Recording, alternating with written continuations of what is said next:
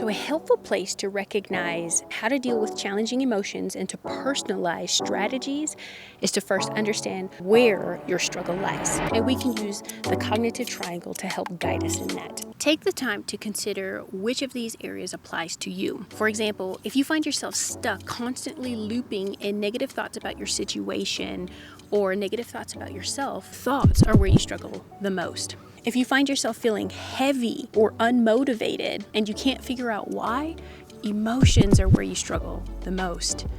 If other people have noticed that you're acting differently than you typically do, or maybe even for yourself, you notice for yourself that you're acting differently than usual, behaviors are where you struggle the most. And now that you've understood where you struggle with personally, let's talk about practical tips to address each of these areas. Come on. Now, imagine yourself going to court. You were accused of some major crime, and you have the witness, the jury, the prosecutor, is the whole thing. Now, imagine if the witness gets called to the stand, and instead of providing sufficient evidence, they just say something like, "You look like the person who did this." That would be trash, right? And hopefully our legal justice system doesn't act that way. I'll leave it there. A person cannot be charged of a major crime without sufficient evidence, right? If that's the way that our legal justice system runs and accusations of major crimes are handled that way, why don't we treat our thoughts the same way? Most often we can accuse ourselves of some major accusation or allow other people to even accuse us of major accusation without ever really having sufficient evidence. And so my coaching to you is when dealing with thoughts, challenging thoughts that we might have about ourselves or about a situation, make sure to examine evidence. Find your proof. What's your proof? What proof are you using to say that that thought is sufficient or that idea that's roaming around in your mind is appropriate and adequate? Examine evidence. Okay, so you're stuck in that sluggish feeling, that unmotivated feeling, can't figure out why you don't want to do anything.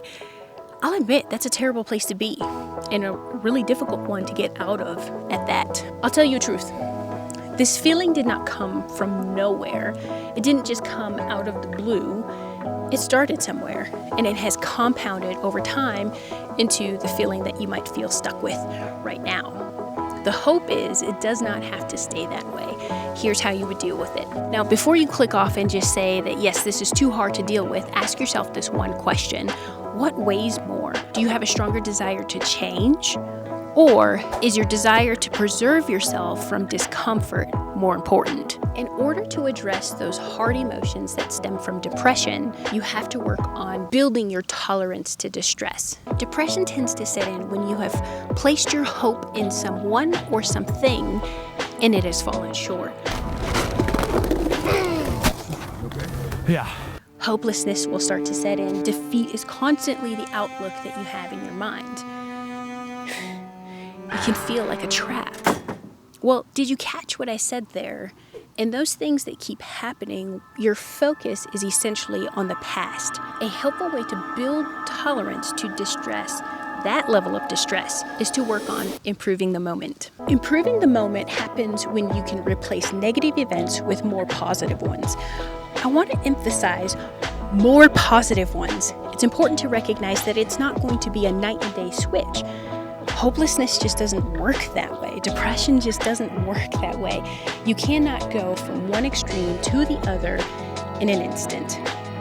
You can, but it probably won't be healthy. So instead, it's a gradual shift, and you can work on building positive events, positive experiences gradually from one experience to another. So I want to provide an example of what it means to gradually shift from negative experiences into positive ones so that there's no confusion and it just helps the process become more practical. Let's say, for example, that you're experiencing a person just speak very negatively towards you. Now, you can be your own cheerleader and remind yourself of positive words, positive encouragement, and turn that situation from negative to positive internally. Here's another thing that I want to say. Improving the moment is useful when distraction activities are not working, or when trying to incorporate self-care and that continues to fall short. Okay, so improve the moment only applies to certain situations, but not all. Okay, I want to make that distinction and then provide you a mnemonic so that you can understand even more about how to improve the moment. So the mnemonic to help you remember how to improve the moment is just that, improve. The I in improve stands for imagery. I want you to practice mentally visualizing your situation differently. Can you see yourself responding in a way that is ideal, the ideal kind of person or the ideal kind of character that you want to embody in a situation? Mentally visualize yourself acting that way and then practice. The M stands for create meaning. Rewind just a little bit ago about how to find meaning in any given situation. So I want to provide an example of what it means to gradually shift from negative experiences into positive ones so that there's no confusion. Let's say that you were fired from your job. Rather than sulking in the situation, rather than feeling that this meaningful job was just thrown into the oblivion and you have nothing left to do for the rest of your life, you can find meaning in that situation. Now that you're no longer at this job, maybe it now pushes you into a direction to truly finding your passion, or now you've realized just what you no longer want to do with your life, right? So you can find meaning in the situation rather than being consumed or overwhelmed with a negative outlook. So story time. And I'm talking to you guys about how the M in this mnemonic stands for creating meaning, right? So Viktor Frankl wrote this book called Man's Search for Meaning, and it was his story about being stuck in a concentration camp and being treated the most inhumane ways possible. I can't even imagine that. And some of his findings continue to fascinate me. He basically says that there are two kinds of people. One, those who lose faith, hope, and meaning out of their life. And two, those who looked at life as just a challenge to overcome. He found that those who fell into Camp 2 had a greater chance of survival. Now, he claims that you can either have victory in your experiences or you can ignore the challenge and simply just fade away. But don't do that, because that's where you find yourself feeling unmotivated to do anything and you're stuck feeling like you don't know how you got there, which is probably the thing that promoted you to click this video in the first place, or you're seeking help to try to get over that feeling. Don't do that. Now, P in this mnemonic, improve, stands for prayer, and it's probably one of my favorite ones because I have seen in my own life just how much prayer can change the atmosphere, it can change my environment, and it can certainly change my situation, right? So P for prayer is not simply just you begging for your suffering to end, or that you would pray this prayer of why me. Those are pathetic prayers. I strongly believe that you have been equipped to handle the situation that you're in, or that prayer really allows you to go before this almighty being for resources, for supplication, for intercession and intervention. And I believe that prayer is something that can absolutely equip you to get through your situation. So P for prayer, one of my favorite ones. Really quickly, the R stands for relaxation. And I want to stress that these are activities that you could engage in that will truly cause you to calm down.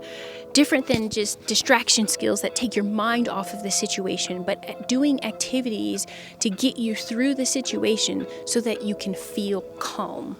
That's what the R in relaxation is really after.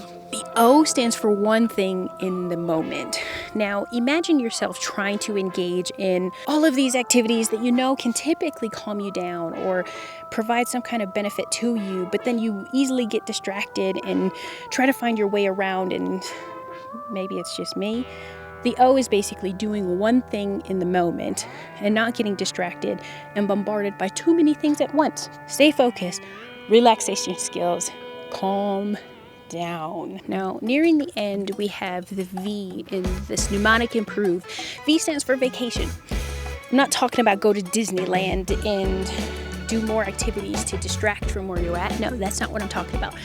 Essentially, it's taking the time to regroup. When you think about a vacation, the idea that people are after are explained in this video here. Click on that. It's considered a new way of vacationing, rather than going out to spend tons and tons of money to travel to places that you can't go, that you can't afford or have to go into debt for.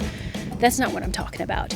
Watch that video in these next few minutes after we're done with this to really understand what I'm talking about with a V for vacation. Last but not least is encouragement. Just like I was saying earlier, when you have people who are accusing you of negative things or your situation is just turning out to be all the more negative, encouragement is when you really take the time to look at your capabilities, your abilities, and you really understand what it is that you're made of. The key for encouragement is that you find more positive than negative things about yourself or the situation. That's what it means to be encouraging, in case you forgot. Think about relationships. Relationships are difficult when you're constantly saying more negative things than the bad ones. You come across as nagging, right? Nobody likes that in a relationship.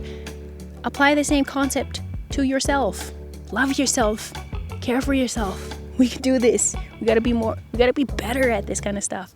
So this next section is about behaviors. If you're finding yourself wanting to change your behavior for the better, or maybe other people have noticed, you're acting odd or you're acting different, or maybe you've noticed for yourself, again, that you're acting differently than you intend, the behavior section is for you. Let's get into it.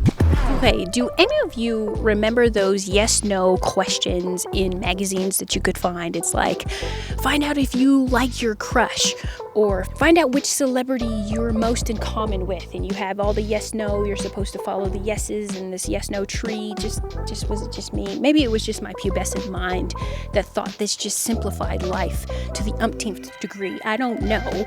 Regardless, here's a way that you can simplify the missing links analysis. When trying to improve your behavior, ask yourself this question. Did you know what effective behavior was needed or expected? Yes or no? If no, maybe you could ask yourself instead, what got in the way of knowing what was needed? Is this something that you could just ask a question about or gain clarity? Simply put, you're just lacking knowledge here, and what could you do to research that knowledge? If that's the case, that's all right. That's going to improve your behavior. If your answer was yes, ask yourself this question. Were you willing to do what was needed or expected out of you? Yes or no? If no, what got in the way of you being willing to do what was needed or expected out of you? And problem solve that way. If your answer was yes, what got in the way of you needing to do what was expected the right way? A simple solution is maybe even setting up a reward system, figuring out a reward that you can engage in once the task was completed. You could also weigh pros and cons. If you complete the task, weigh the pros and cons. All in all, everybody, I hope today's video was helpful for you. If you have any other tips, tricks, something that works for you that you would like to leave a comment below about for you to try or someone else to try, be sure to do that. Like and share, subscribe to this channel for more practical tips to improve your mental health or relationships.